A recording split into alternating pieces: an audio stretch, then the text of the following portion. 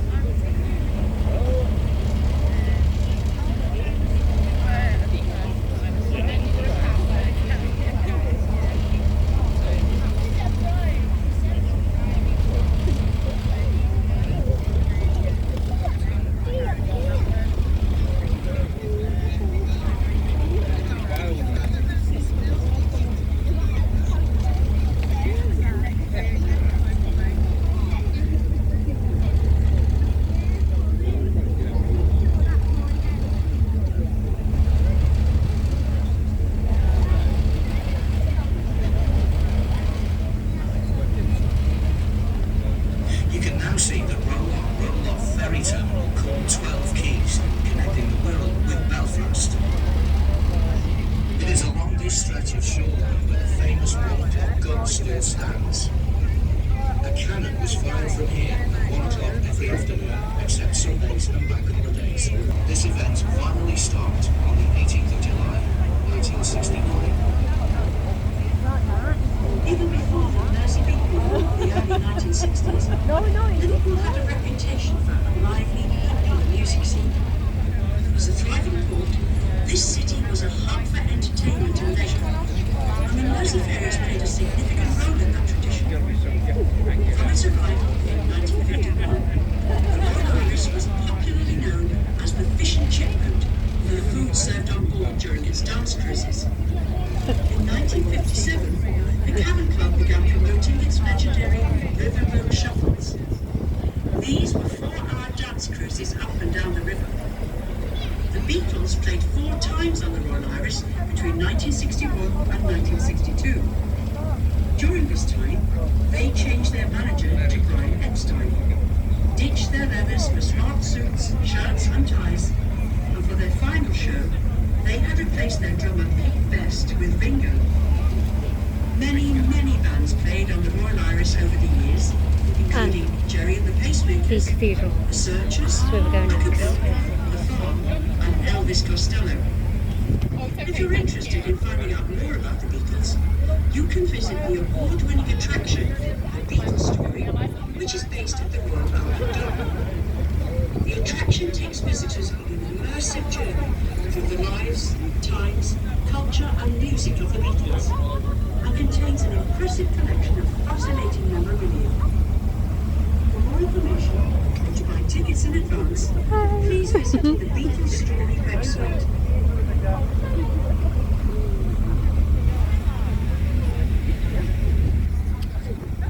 Iconic skyline of Liverpool.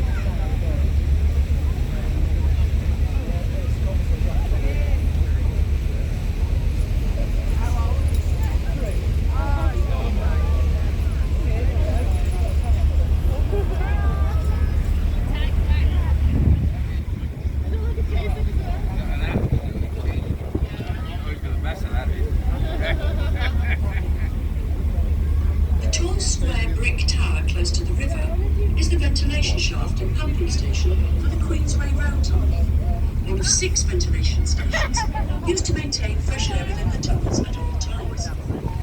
It took 9 years to build Queensway, and it was opened in 1934 by King George V and Queen Mary. Victorian architecture built during Birkenhead's heyday. Birkenhead was the first town in Europe to operate a dedicated passenger tramway, and the first ever public park was built here, an idea of William Laird, the famous shipbuilder. A creation to all Birkenhead residents with the formation of a number of park-based clubs. Paxton's design was later copied on a much grander scale by an American named Olmsted, who co-designed New York's Central Park. The clock tower with the green dome is Birkenhead Town Hall, which stands in the elegant Hamilton Square, one of the finest Victorian squares in Britain, and which, apart from Trafalgar Square, has the most Grade 1 listed buildings in one place in Britain. It's lovely to see the skyline from here. I know they're following us, aren't they?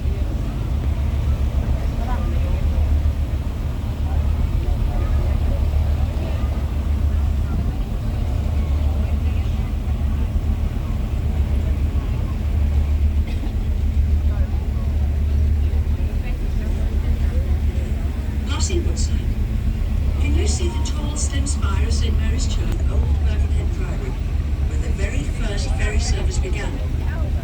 In front of the church is a slipway built in 1840 called Monk's Ferry, and this is the spot where the monks would begin the mile-long journey across to Liverpool. On the other side of the slipway are the dry docks and slipways of Cameron, famous for building many great ships, such as the Ark Royal, the Second Mauritania, and even some of the Mersey ferries. Ships have been built here. The construction wall that you can see is one of the largest in Europe, and in recent years has seen a number of major fabrication projects, including the building of the flight decks for the new HMS Queen Elizabeth aircraft carrier. In April 2014, the British government authorised the procurement by the British Antarctic Survey of a Royal Research ship at an estimated cost of £200 million. In 2015, Cameron won the construction contract, and it was the largest commercial shipbuilding project in 30 years. Commissioned by the Natural Environment. An amazing history. She laid the first Atlantic telephone cable, killed her first captain, and had 4 mutinies. She had 5 funnels, and her 6 masts were named after the days of the week, Monday to Saturday. The 4th mast, Thursday, became the flagpole of Liverpool Football Club at Anfield. Even as she was being broken up, she died. As the century progressed, an esplanade was built, linking Rock Ferry to New Ferry, and the area developed into a day-tripper resort.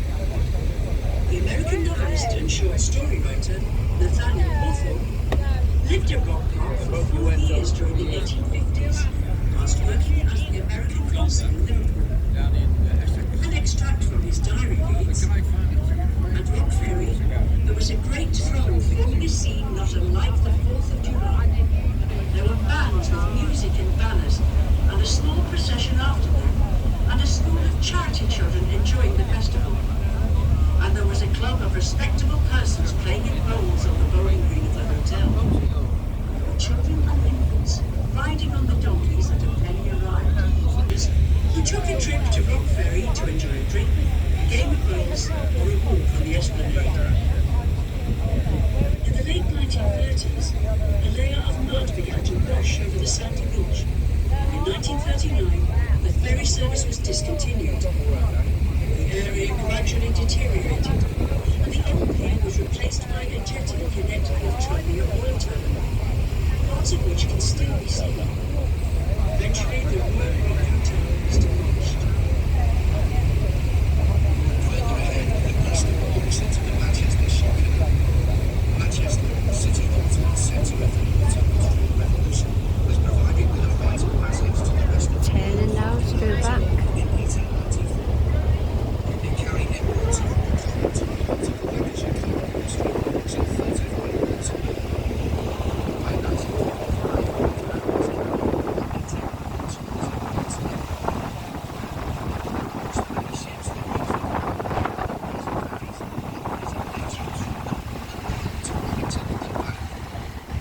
This gives visitors the opportunity to experience a road trip in the sea. Cruises operate on selected dates during the summer months. Please check the Mersey Ferry's website for details. These buoys follow the International Maritime System. Red is kept on the left, and green on the right or starboard. Unlike British car drivers, ships navigate on the right. The black and yellow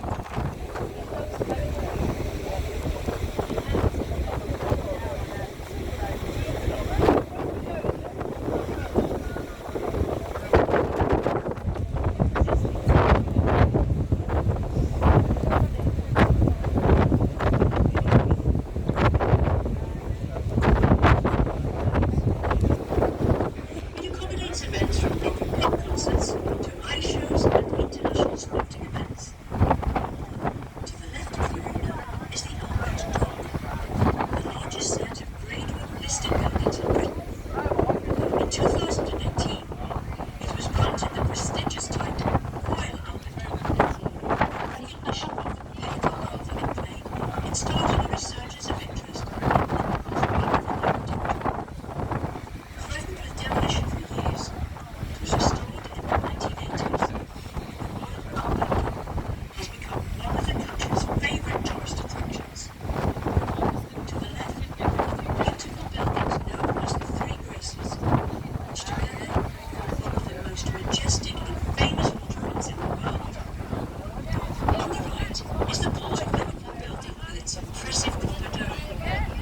Opened in 1908, the design came from a rejected competition entry for the Anglican Cathedral. In the middle stands the Cunard building. Built in 1914, the building was designed on the style of a 16th century Italian palace. It was once the offices of the famous shipping line owned by Samuel Cunard, who operated the first regular transatlantic lines between Liverpool and New York in 1840. Other famous shipping companies followed, such as the White Star Line, owner of the Titanic, and the Blue Star Line. Their magnificent dwelling was birthed upon the famous Prince's Landing Stage, which was for many years the longest floating landing stage in the world.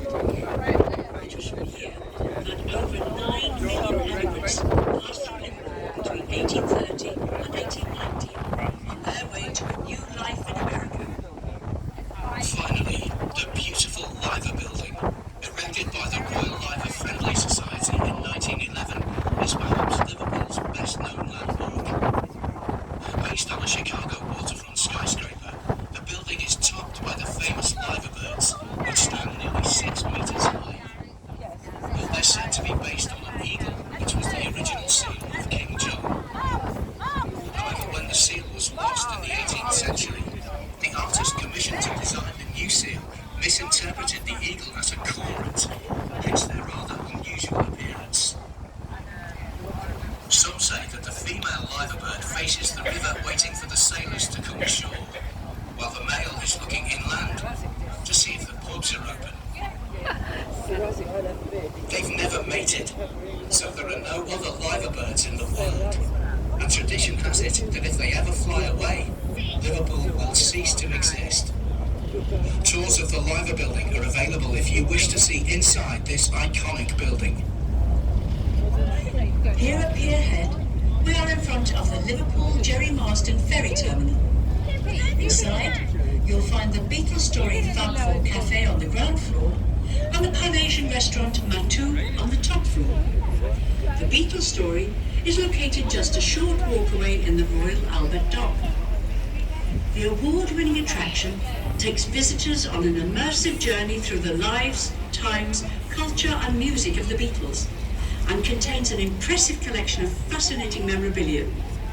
For more information and to buy tickets in advance, please visit the Beatles Story website. We hope you've enjoyed your cruise and look forward to welcoming you aboard again soon. Tell us about your day and share your pictures with us on Facebook, Twitter and Instagram by searching and following @Mersey Ferries.